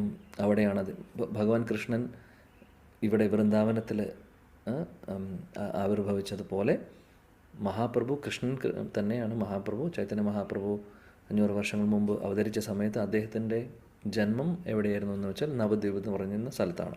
അപ്പോൾ നവദ്വീപ് ധാമാണ് ഇവിടെ വൃന്ദാവനം ധാമാണ്, രണ്ടും തമ്മിൽ നമ്മുടെ ആചാര്യന്മാർ പറയുന്ന വ്യത്യാസമില്ല. കാര്യം രണ്ടും കൃഷ്ണൻ തന്നെ പല ഭാവത്തിൽ, ഇവിടെ കൃഷ്ണനായിട്ട് വന്നു, അവിടെ മഹാപ്രഭുവായിട്ട് വന്നു, രാധാഭാവത്തിൽ വന്നു. രണ്ടും ധാമാണ്. ഇപ്പം നവദ്വീപിൽ ഒരു പാവപ്പെട്ട ഒരു പഴവും കച്ചവടക്കാരുണ്ടായിരുന്നു. പഴം, വാഴയില, അതേപോലെ തന്നെ മറ്റേ ഇത് എന്താ പറയുക, വാഴ പിണ്ടി, അതേപോലെ കൊടപ്പൻ, ഇത് മാത്രം വിൽക്കുന്ന ഒരു പാവപ്പെട്ട ഒരു കർഷകൻ, ഒരു പാവപ്പെട്ട ഒരു വ്യക്തി, വളരെ പാവപ്പെട്ട. ഒരു കാര്യം ഒന്ന് ആലോചിക്കണം, വേറെ ഒന്നുമില്ല അവർക്ക്. ഈ സാധനങ്ങളൊക്കെ അദ്ദേഹം കളക്ട് ചെയ്തുകൊണ്ട് ഇത് വിൽക്കും. അപ്പോൾ അദ്ദേഹമാണെങ്കിൽ വിൽക്കുന്ന വില എന്ന് പറഞ്ഞാൽ മാർക്കറ്റിലുള്ള വിലയേക്കാൾ ഏറ്റവും കുറവ് വിലയ്ക്കാണ് ഇദ്ദേഹം കൊടുക്കുന്നത്. കാര്യം അദ്ദേഹം വെറും അദ്ദേഹത്തിൻ്റെ ഉപജീവന മാർഗമായിട്ട്, അതായത് വളരെ സിമ്പിളായിട്ട് അദ്ദേഹം ഗംഗാപൂജ എന്നും ചെയ്യും. അദ്ദേഹം ഗംഗാദേവിയെ പൂജിക്കും. ബാക്കി ഉള്ള പൈസ ഉപയോഗിച്ച് എന്തെങ്കിലും ഭഗവത് സേവനങ്ങൾ ചെയ്യും. അദ്ദേഹത്തിന് കിട്ടുന്ന വരുമാനത്തിലൂടെ അദ്ദേഹം കഴിക്കുന്നത് വളരെ സിമ്പിളായിട്ടുള്ള ഭക്ഷണം, അതും ഒരു നേരം മാത്രം. അപ്പോൾ അദ്ദേഹത്തിൻ്റെ ബോഡിക്ക് വേണ്ടിയിട്ട് അദ്ദേഹം ഒന്നും ഉപയോഗിക്കുന്നില്ല ആ പൈസ. അദ്ദേഹം ഗംഗാപൂജയ്ക്കും ഭഗവത് സേവനങ്ങൾക്കും വേണ്ടി ഉപയോഗിക്കുന്നു. അങ്ങനെയുള്ള വളരെ സിമ്പിളായിട്ടുള്ള ഒരു ഭക്തനാണ്. അദ്ദേഹത്തിൻ്റെ പേര് ശ്രീധരൻ എന്നായിരുന്നു. ശ്രീധരൻ ഒരു ശുദ്ധ ഭക്തനാണ്. ചൈതന്യ മഹാപ്രഭു കുട്ടിയായിരുന്നപ്പോൾ ചൈതന്യ മഹാപ്രഭുവിൻ്റെ പേര് നിമായി എന്നാണ് വിളിക്കാറ്. അപ്പം നിമായി എല്ലാ ദിവസവും ഈ ബ്രാഹ്മണൻ്റെ അടുത്ത് പോകും. ബ്രാഹ്മണനല്ല, ഈ പാവപ്പെട്ട ശ്രീധരൻ്റെ അടുത്ത് പോകും. ശ്രീധരൻ്റെ ഈ മാർക്കറ്റിൽ പോകും. പാവം ശ്രീധരൻ അവിടെ ഇതെല്ലാം വിൽക്കാൻ വേണ്ടി വെച്ചിട്ടുണ്ടാവും. അതും വളരെ കുറച്ച് പൈസയൊക്കെയാണ് അദ്ദേഹം കൊടുക്കുന്നത്.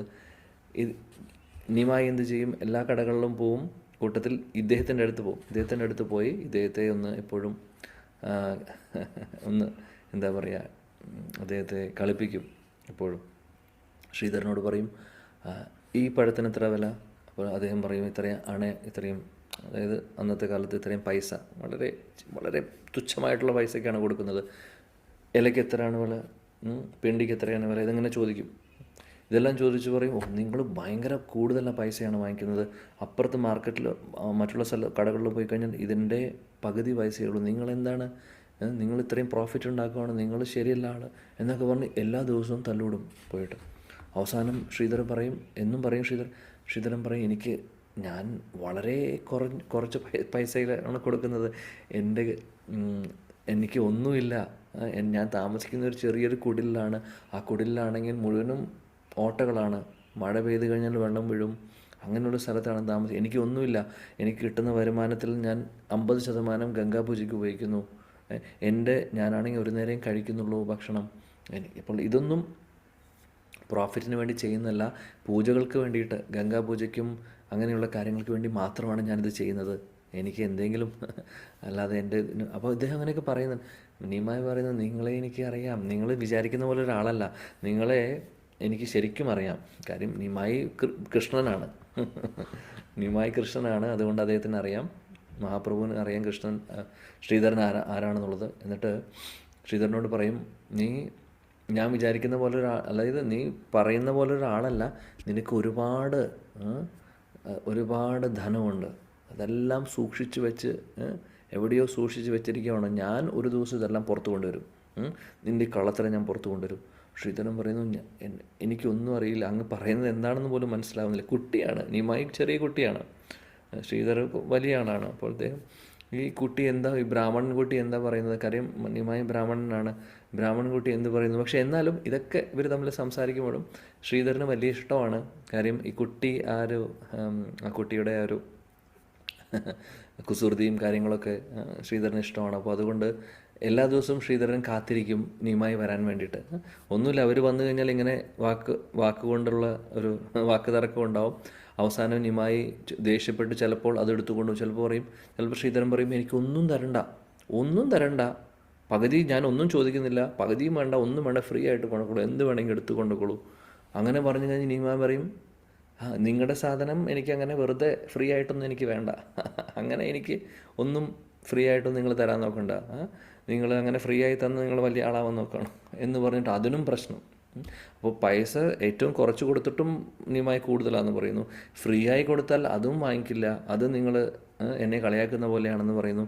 അപ്പോൾ എല്ലാം കൊണ്ടും ശ്രീധരൻ എപ്പോഴും ഇങ്ങനെ തലവേദന കൊടുത്തുകൊണ്ടിരിക്കുന്നു നിമായി.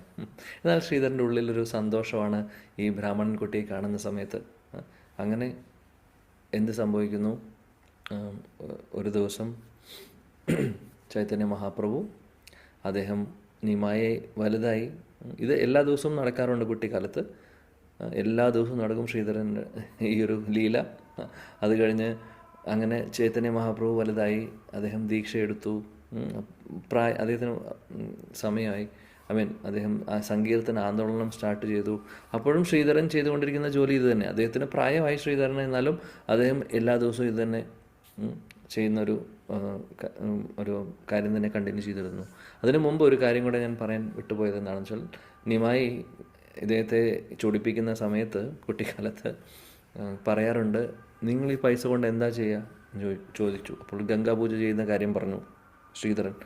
അപ്പോൾ അദ്ദേഹം പറഞ്ഞു, നിമായി പറഞ്ഞു, ഗംഗാപൂജ ചെയ്യേ, നിങ്ങൾക്ക് വല്ല കാര്യമുണ്ടോ അത് ചെയ്യേണ്ടത്? നിങ്ങൾക്കറിയോ ഞാൻ ബ്രാഹ്മണനാണ്, മാത്രമല്ല ഞാൻ എൻ്റെ സേവകയാണ്, എൻ്റെ സെർവൻ്റാണ് ഗംഗ, അതുകൊണ്ട് എന്നെ പൂജിച്ചാൽ മതി എന്ന് പറഞ്ഞു. സത്യമാണ് പറയുന്നത് നിമായി, കാര്യം കൃഷ്ണനാണ് നിമായി പറയുന്നത് സത്യമാണ്. ഇത് കേൾക്കുമ്പോൾ ശ്രീധരൻ ചെവി കുത്തിക്കൊണ്ട് പറയും, വിഷ്ണു വിഷ്ണു വിഷ്ണു, ഓ കൃഷ്ണ, ഓ വിഷ്ണു, എന്താണ് ഈ കുട്ടി പറയുന്നത്? ഈ കുട്ടി പറയുന്നത് കേട്ടില്ലേ, ഗംഗാദേവി എൻ്റെ സേവകയാണെന്ന് പറയുന്നു, ഓ വിഷ്ണു കൃഷ്ണ എന്ന് പറയൂതേ. അപ്പോഴാണ് നിമായി പറയാറുള്ളത്, നിങ്ങൾ ഈ കളിപ്പിക്കാൻ നോക്കുകയാണ് എന്നെ, നിങ്ങളുടെ എല്ലാ കള്ളത്തരവും ഞാൻ പുറത്തു കൊണ്ടുവരും എന്നൊക്കെ പറഞ്ഞിട്ടാണ് ഇവർ തമ്മിൽ വാക്ക് തർക്കങ്ങളുണ്ടാവാറുള്ളത്. അങ്ങനെ ശ്രീധരൻ പ്രായമായി, എന്നാൽ അദ്ദേഹം ആ സമയത്തും പാവപ്പെട്ട വ്യക്തി. അദ്ദേഹം ഇതുപോലെ പഴങ്ങളും അല്ലെങ്കിൽ പഴവും പഴവും അതേപോലെ തന്നെ ഈ പറയുന്ന ഇലകളൊക്കെ വിൽക്കുന്ന കാലം അത് തുടർന്നു. നിമായി വലുതായി ചൈതന്യ മഹാപ്രഭുവായി, അദ്ദേഹത്തിൻ്റെ പേര് ദീക്ഷ കിട്ടതിന് ശേഷം ശ്രീകൃഷ്ണ ചൈതന്യ എന്നായി. അത് സങ്കീർത്തന ആന്തോളനം തുടങ്ങി. അങ്ങനെ ഒരു ദിവസം അദ്ദേഹം ശ്രീവാസ് ആംഗണിൽ വെച്ച്, ശ്രീവാസ് ഠാക്കൂറിൻ്റെ വീട്ടിൽ വെച്ച് സങ്കീർത്തനം ചെയ്തുകൊണ്ടിരിക്കുന്ന സമയത്ത്, അന്നത്തെ ദിവസം നിമായി ചൈതന്യ മഹാപ്രഭു, നിമായുടെ പേര് മാറി, അതുകൊണ്ട് മഹാപ്രഭു, അദ്ദേഹം ഭഗവാനാണ് എന്നുള്ളത് അദ്ദേഹത്തിന് വളരെ പ്രിയപ്പെട്ട അല്ലെങ്കിൽ വളരെ ക്ലോസ് ആയിട്ടുള്ള ഭക്തരുണ്ട്, പാർഷദരുണ്ട്. അവർക്ക് ചൈതന്യ മഹാപ്രഭു ശരിക്കും കൃഷ്ണനാണ് എന്നുള്ളത് കാണിച്ചു കൊടുക്കുകയാണ്. അതിന് പറയുന്നു മഹാപ്രകാശ ലീല എന്ന് പറയും. ചൈതന്യ ഭാഗവതത്തിൽ ഇതിനെക്കുറിച്ച് വളരെ വിശദീകരിച്ച് എഴുതുന്നുണ്ട്. അപ്പോൾ അവിടെ വെച്ച് ആ ഒരു സമയത്ത് ഈ മഹാപ്രകാശ് ലീല അല്ലെങ്കിൽ ഭഗവാന്റെ ആ ഒരു, അതായത് ചൈതന്യ മഹാപ്രഭുവിൻ്റെ ഭാവം ഭക്തഭാവത്തിലാണ് അദ്ദേഹം വന്നിട്ടുള്ളത്. അദ്ദേഹം ഒരിക്കലും ഭഗവത് ഭാവം പുറമെ കാണിക്കാറില്ല. ചൈതന്യ ലീല മുഴുവൻ എടുക്കുവാണെങ്കിൽ അതിൽ വളരെ 1-2 അവസരങ്ങളിൽ മാത്രമേ ഭഗവത് ഭാവം കാണിക്കുന്നുള്ളൂ. ബാക്കി എല്ലാ സമയത്തും അദ്ദേഹം ഭക്തഭാവത്തിലാണ്. അപ്പോൾ ആ സമയത്ത് മഹാപ്രകാശ് ലീല അങ്ങനെ ഒരു സിറ്റുവേഷനാണ്. 21 മണിക്കൂറിൻ്റെ ഒരു ലീലയാണത്. അപ്പോൾ അവിടെ ഓരോ ഭക്തരെയും ചൈതന്യ മഹാപ്രഭു വിളിച്ചുകൊണ്ട് പറയുന്നു, അതായത് ഓരോരുത്തരെ വിളിച്ചുകൊണ്ട് അവരവരുടെ ശരിയായിട്ടുള്ള സ്വരൂപം എന്താണെന്നും അവരുടെ ഇഷ്ടദേവൻ എന്താണോ ആ ഇഷ്ടദേവൻ്റെ രൂപത്തിൽ കാണിച്ചു കൊടുക്കുന്നു. അതായത് ശ്രീരാമ ഭക്തനുണ്ടായിരുന്നു ആ കൂട്ടത്തിൽ. ആ ശ്രീരാമ ഭക്തനെ വിളിച്ചുകൊണ്ട് ശ്രീരാമൻ്റെ രൂപത്തിലായി കാണിച്ചു കൊടുക്കുന്നു, നീ ആരാധിക്കുന്ന ശ്രീരാമൻ തന്നെയാണ് ഞാൻ എന്ന്. അത് കഴിഞ്ഞ് വിഷ്ണു ഭക്തനുണ്ട്, വിഷ്ണു ഭക്തരെ വിളിച്ച്, പേരുകളൊന്നും ഞാൻ പറയുന്നില്ല, നമ്മുടെ കയ്യിൽ സമയം കുറവായതുകൊണ്ട്. വിഷ്ണു ഭക്തരുണ്ട്, അപ്പോൾ അവരെ വിളിച്ച് വിഷ്ണു രൂപം കാണിച്ചു കൊടുക്കുന്നു. അങ്ങനെ ഓരോ ഭക്തരെയും വിളിച്ച് കാണിക്കുകയാണ്, നീ ആരാധിക്കുന്ന. ഇനി കൃഷ്ണ ഭക്തരുണ്ട്, അവർ കൃഷ്ണൻ്റെ രൂപം കാണിച്ചു കൊടുക്കുന്നു. അപ്പോൾ അവരെല്ലാവരും ആകെ എക്സൈറ്റ്മെൻറ്റിലിരിക്കുകയാണ്. അതിൻ്റെ ഇടയിൽ പെട്ടെന്ന് ചൈതന്യ മഹാപ്രഭു പറയും എല്ലാവരോടും, ശ്രീധരനെ കൂട്ടിക്കൊണ്ടുവരാൻ പറയും. ഇത്രേ പറയുള്ളൂ, ശ്രീധരനെ കൂട്ടിക്കൊണ്ടുവരാൻ പറയും. അപ്പോൾ ശ്രീധരനെ കൂട്ടിക്കൊണ്ടുവരാൻ പറഞ്ഞ സമയത്ത് മഹാപ്രഭുവിൻ്റെ പാർഷദരെ ചോദിക്കുന്നു, ശ്രീധരൻ അതാരാണ്? ഞങ്ങൾക്കറിയില്ല, ഞങ്ങൾ കേട്ടിട്ടില്ല ഇങ്ങനൊരു പേര്. അവർക്കാർക്കും അറിയില്ല. മഹാപ്രഭു പറഞ്ഞു, എൻ്റെ വളരെ പ്രിയപ്പെട്ട ഭക്തനാണ്. എങ്ങനെ? അപ്പോൾ അവരെ കൊണ്ടുവരാൻ പറഞ്ഞു മഹാപ്രഭു. അപ്പോൾ ഇവർ പറഞ്ഞു, ഞങ്ങൾക്ക് ആർക്കും അറിയില്ല. എല്ലാവരും അങ്ങോട്ടും ഇങ്ങോട്ടും നോക്കുവാണ്, ആർക്കെങ്കിലും അറിയുമോ നോക്കിയപ്പോൾ ആർക്കും അറിയില്ല. അപ്പോൾ മഹാപ്രഭു പറഞ്ഞു, ഒന്നും ശരി, നിങ്ങൾക്ക് അറിയില്ലെങ്കിൽ കുഴപ്പമില്ല, ഗംഗ ഗംഗാ നദി ക്രോസ് ചെയ്ത് അടുത്ത അപ്പുറത്തെ കരയിൽ പോയി അവിടെ നിന്ന് നിങ്ങളൊരു കുറച്ചും 4 മൈൽ അകത്തോട്ട് നടക്കുക. അകത്തോട്ട് നടക്കുക. നിങ്ങൾക്ക് ഗംഗാ തീരത്ത് തന്നെ നിങ്ങൾക്ക് ശബ്ദം കേൾക്കാം. കീർത്തനം ചൊല്ലുന്നതിൻ്റെ നാമത്തിൻ്റെ ശബ്ദം കേൾക്കാം. നിങ്ങൾ നടന്നു പോകുമ്പോൾ നിങ്ങൾക്ക് കേൾക്കാൻ സാധിക്കും. ശബ്ദം എവിടെ നിന്ന് വരുന്നു ആ ദിശയിലേക്ക് നടന്നോളൂ. എന്നിട്ട് എവിടെയാണോ നിങ്ങൾ എത്തുന്നത് അവിടെ നിന്ന് ആളെ കൂട്ടിക്കൊണ്ടുവരാൻ പറഞ്ഞു. അത് ശ്രീധരനായിരിക്കും എന്ന് പറഞ്ഞു. അങ്ങനെ 3-4 പേര് കൂടെ ചേർന്ന് പോയി ഗംഗ ക്രോസ് ചെയ്തു. അവർ ഇറങ്ങി നടന്നു തുടങ്ങി. അങ്ങനെ കുറേ നടന്നു പോയപ്പോൾ കുറച്ച് കഴിഞ്ഞപ്പോൾ അവർ കേട്ടു തുടങ്ങി ഭഗവാന്റെ നാമം ജപിക്കുന്നത്. ഹരേ കൃഷ്ണ ഹരേ കൃഷ്ണ കൃഷ്ണ കൃഷ്ണ ഹരേ ഹരേ ഹരേ രാം രാം രാം ഹരേ ഹരേ. അപ്പോൾ കരഞ്ഞുകൊണ്ട് ഭഗവാന്റെ നാമം ഇങ്ങനെ ഉറക്കെ ഉച്ചസ്വരത്തിൽ ചൊല്ലിക്കൊണ്ടിരിക്കുകയാണ് ശ്രീധരൻ. ഈ ശബ്ദത്തിൽ പോകുന്നു. ഈ ശബ്ദം കേട്ട അവരെല്ലാവരും 4 പേര് അങ്ങോട്ട് പോകുന്നു. അപ്പോൾ ഈ ശ്രീധരൻ്റെ നാമജപം ആ പ്രദേശത്തുള്ള ആളുകൾക്ക് ഒരു ശല്യം പോലെയായിരുന്നു. അടുത്തുള്ള ആളുകളൊക്കെ ശ്രീധരന് ഈ ശബ്ദം കരഞ്ഞുകൊണ്ടുള്ള ഈ ഭഗവാന്റെ നാമം കേൾക്കുമ്പോൾ പലവരും എന്ത് ചെയ്യുമെന്നറിയോ? പഴങ്ങളും അല്ലെങ്കിൽ ഭക്ഷണ പദാർത്ഥങ്ങളൊക്കെ ശ്രീധരൻ്റെ കുടിലേക്ക് വലിച്ചെറിയും. എന്നിട്ട് പറയും, ഇത് കഴിക്കാൻ നിങ്ങൾക്ക് വിശന്നിട്ടാണോ നിങ്ങൾ കരഞ്ഞുകൊണ്ടിരിക്കുന്നത്? ഇത് കഴിച്ച് മിണ്ടാതിരിക്കും, ഞങ്ങൾക്ക് സമാധാനം തരൂ. ഇങ്ങനെ ശബ്ദം ഉണ്ടാക്കിക്കൊണ്ടിരിക്കുകയാണോ? നാമം ജപിച്ചുകൊണ്ടിരിക്കുകയാണോ പാവം? ശ്രീധരൻ പറഞ്ഞു, എനിക്കിത് കഴിക്കാൻ വേണ്ടിയിട്ടല്ല, നിങ്ങൾ ഭക്ഷണം തരാൻ വേണ്ടിയിട്ടല്ല ഞാനിത് ചൊല്ലുന്നത്, ഞാൻ ഭഗവാനെ വിളിക്കുകയാണ്. അങ്ങനെയാണ് ശ്രീധരൻ. അത്രയും സിൻസിയറായിട്ടുള്ള ഒരു ഭക്തനാണ്, പാവം പരിശുദ്ധ ഭക്തനാണ്.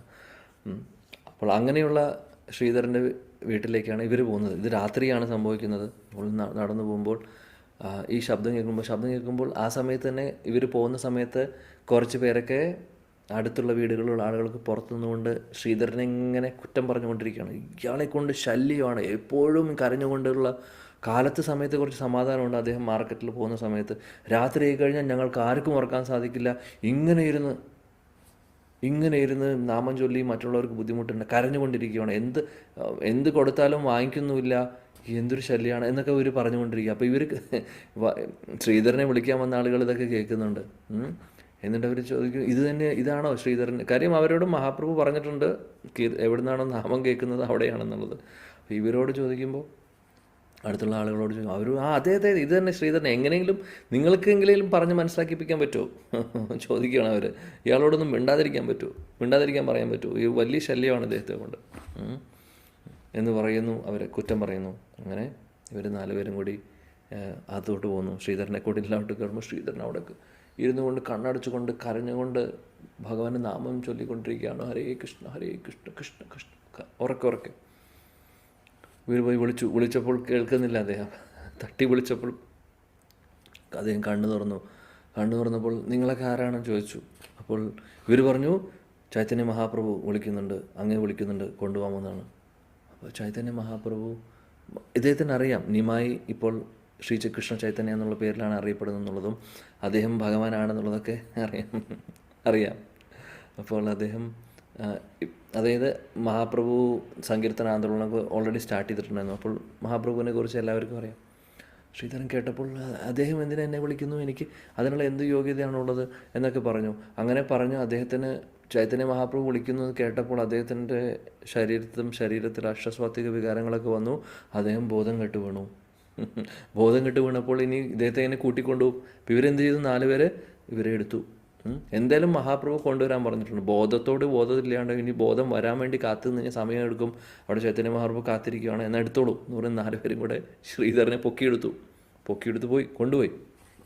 അങ്ങനെ ഗംഗ ക്രോസ് ചെയ്ത് വീണ്ടും ശ്രീവാസ് ആംഗണിൽ വന്നു. ശ്രീവാസ് ഠാക്കൂറിൻ്റെ വീട്ടിൽ വന്ന് ചൈതന്യ മഹാപ്രഭുവിൻ്റെ തൃപ്പാദങ്ങളിൽ താഴെ ശ്രീധരനെ വെച്ച് കൊടുക്കുന്നു.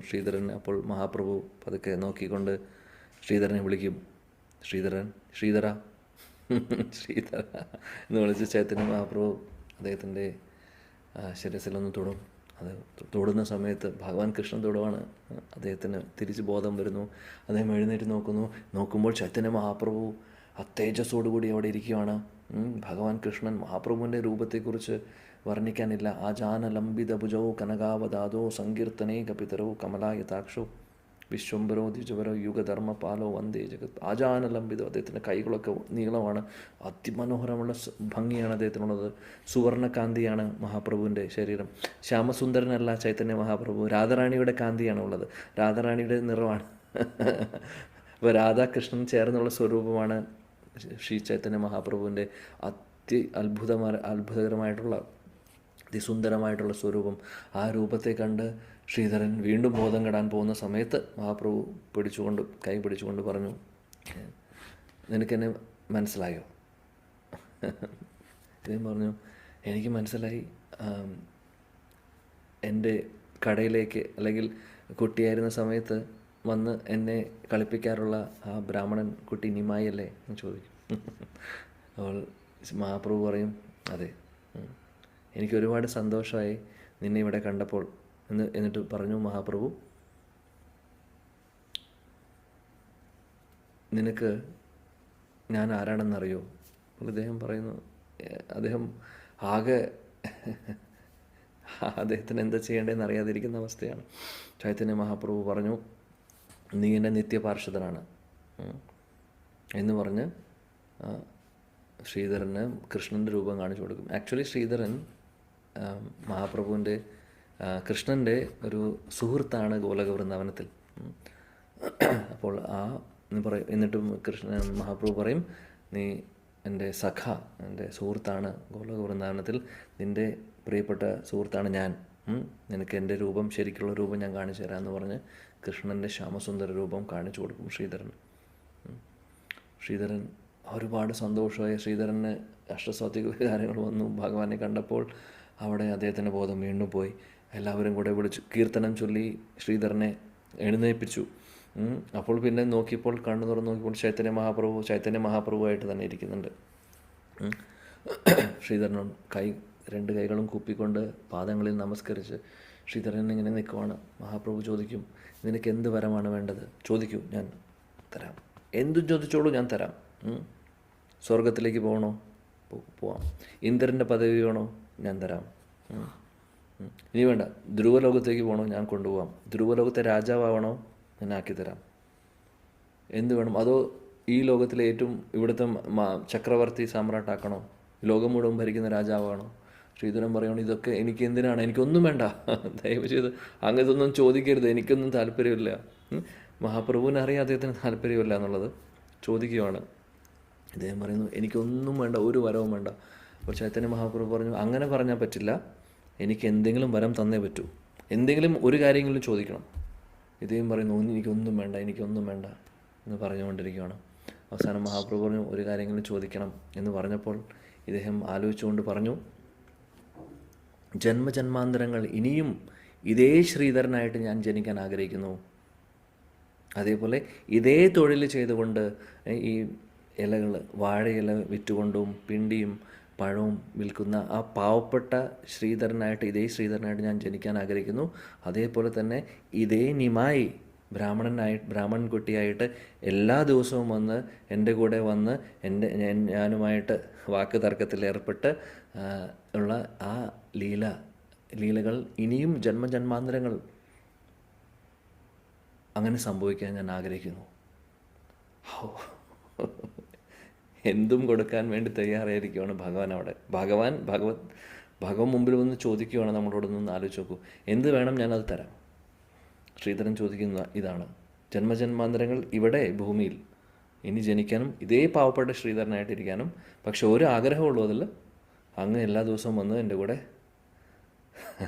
ഇതേപോലെ വാക്ക് തർക്കത്തിലൂടെ എൻ്റെ അടുത്ത് വന്ന് ഇത് വാങ്ങിക്കാൻ വരണം, അടി കൂടണം, തല്ലുകൂടണം, വാക്കുകൊണ്ടും കുസൃതികളൊക്കെ കാണിക്കണം, ഇത് മാത്രം മതി, ഇതാണ് എൻ്റെ ആഗ്രഹം. ചൈതന്യ മഹാപ്രഭുവിൻ്റെ കണ്ണുകളിൽ നിന്ന് വെള്ളം വരുന്നു. ചൈതന്യ മഹാപ്രഭുവിന് നിന്നെപ്പോലെ വേറൊരു ഭക്തനില്ല. ഇതങ്ങ് കേൾക്കുന്ന സമയത്ത് അവിടെ കൂടെ ഉണ്ടായിരുന്ന എല്ലാവരും ഹരി ബോൽ, ഹരേ കൃഷ്ണ, ഹരേ കൃഷ്ണ. കാര്യം ശ്രീധരൻ്റെ ആ ഒരു ഭക്തി ഇവർക്കെല്ലാവർക്കും മനസ്സിലായി. ആദ്യമായിട്ടാണ് എല്ലാവരും കാണുന്നത്. മഹാപ്രഭുവിൻ്റെ ഇത്രയും പ്രിയപ്പെട്ട ഒരു ഭക്തനാണെന്നുള്ളത് ആർക്കും അറിയുന്നുണ്ടായിരുന്നില്ല. പിന്നെ മാത്രമല്ല, മഹാപ്രഭു ഈ ശ്രീധരൻ്റെ ഹൃദയത്തിൽ നിന്ന് വാക്കുകളും ഒക്കെ ഇവർ കേട്ടപ്പോൾ അവർക്കൊക്കെ അത്ഭുതമായി. അത് കഴിഞ്ഞ് മഹാപ്രഭു അദ്ദേഹത്തെ ആലിംഗനം ചെയ്തു. നിനക്ക് എന്താണോ നീ ആഗ്രഹിച്ചിട്ടുള്ളത് അത് നടക്കും, ഞാൻ അനുഗ്രഹിക്കുന്നു നിന്നെ, നിൻ്റെ ആഗ്രഹം പോലെ തന്നെ നടക്കും എന്ന് പറഞ്ഞ് അനുഗ്രഹിച്ചു. ഇപ്പോൾ ഒന്ന് ആലോചിച്ച് നോക്കൂ, എത്ര പാവപ്പെട്ട വ്യക്തിയാണ് ശ്രീധരൻ. അദ്ദേഹത്തിന് വേറെ ഒന്നും ആഗ്രഹമില്ല, ഭഗവാനെ സേവിക്കണമെന്നുള്ളത് മാത്രം. വേറെ ഒരു ആഗ്രഹമില്ലാത്ത വ്യക്തി. അപ്പോൾ എന്ത് ചെയ്യുന്നു എന്നുള്ളതല്ല, ഏത് ഭാവത്തിൽ ചെയ്യുന്നു എന്നുള്ളതാണ് അല്ലേ. അപ്പോൾ പൈസ ഉണ്ടായിട്ടല്ല, പൈസയിലല്ല കാര്യം ഇരിക്കുന്നത്, ഹൃദയത്തിലുള്ള ഭക്തിയാണ് കാര്യം. അതാണ് ഭഗവാൻ നോക്കുന്നത്. ഭക്തർക്ക് വേറെ ഒന്നും ആഗ്രഹമില്ല. ന ധനം ന ജനം ന സുന്ദരിം കവിതാം വാ ജഗദീശ കാമയെ മമ ജന്മനി ജന്മനീശ്വരേ ഭവതാ ഭക്തിർ അഹൈതുകിത്വേ. അഹൈത്തുകമായിട്ടുള്ള ഭക്തി മാത്രമേ ഞാൻ ആഗ്രഹിക്കുന്നുള്ളൂ. ജന്മാന്തരങ്ങൾ ഇനിയും ഈ ലോകത്തിൽ ജനിക്കാൻ ഞാൻ തയ്യാറാണ്, എന്നാൽ ഭക്തി മാത്രം എനിക്ക് മതി. ആ അങ്ങയുടെ തൃപ്പാദങ്ങൾ വിട്ടുകൊണ്ട് എനിക്കൊന്നും വേണ്ട. ന ധനം, ഒരു ധനവും ഞാൻ ആഗ്രഹിക്കുന്നില്ല. ന ജനം, ഫേമസ് ആവാൻ ഞാൻ ആഗ്രഹിക്കുന്നില്ല. എനിക്ക് ഒരുപാട് ഫോളോവേഴ്സ് ഒന്നും വേണ്ട. ന സുന്ദരിയും, എനിക്ക് സുന്ദരിയായിട്ടുള്ള സ്ത്രീകളും വേണ്ട. കവിത വലിയ പാണ്ഡിത്യമോ വലിയ സ്കോളറൊന്നും ആവാൻ ഞാൻ ആഗ്രഹിക്കുന്നില്ല.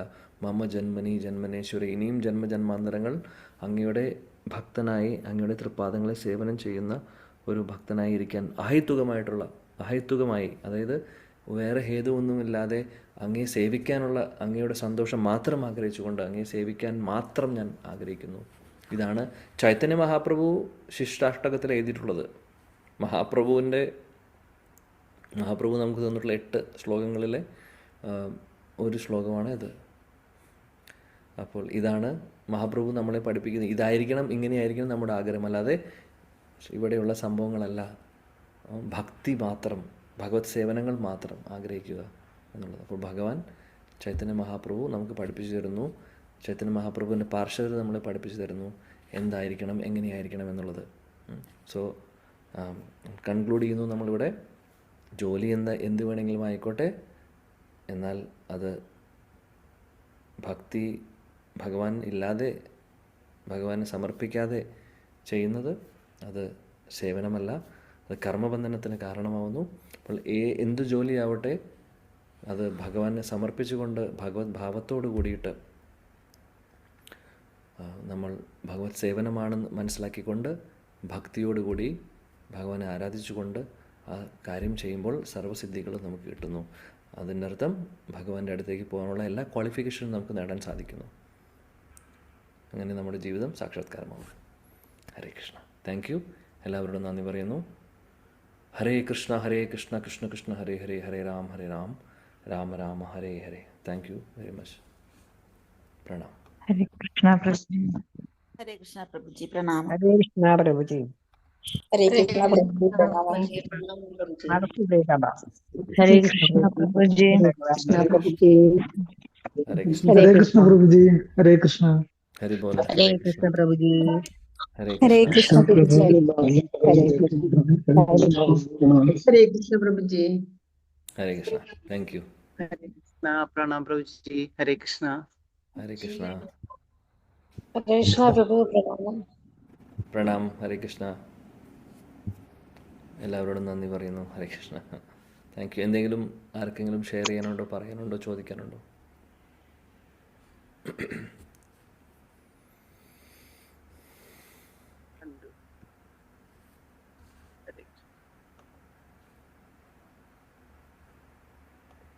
ഹരേ കൃഷ്ണ. ഒന്നുമില്ല. ഓക്കെ അങ്ങനെയാണെങ്കിൽ നമുക്ക് അതിൻ്റെ ചെയ്യാം.